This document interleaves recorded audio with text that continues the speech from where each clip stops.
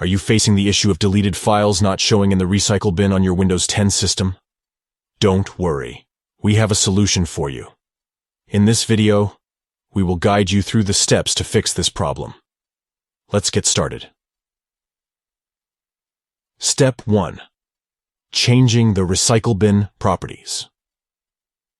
To begin, right-click on the recycle bin icon located on your desktop. From the context menu that appears, click on the Properties button. Step 2.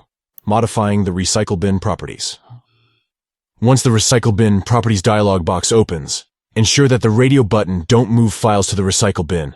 Remove files immediately when deleted" is not selected. This option should be unchecked. Step 3. Confirming the change. After making the necessary changes, click on the Apply button followed by OK to confirm and save the modifications to the recycle bin properties. Step 4. Adjusting the size of the recycle bin. Similarly, right-click on the recycle bin icon on your desktop and select the Properties button from the context menu. Step 5. Expanding the maximum size.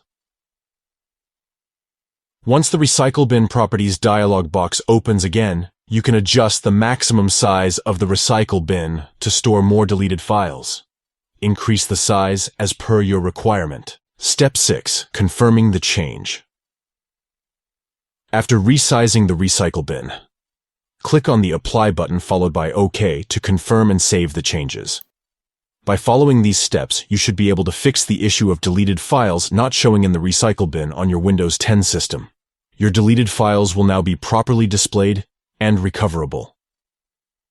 If you found this video helpful, please consider giving it a thumbs up and subscribing to our channel for more informative tutorials and troubleshooting guides.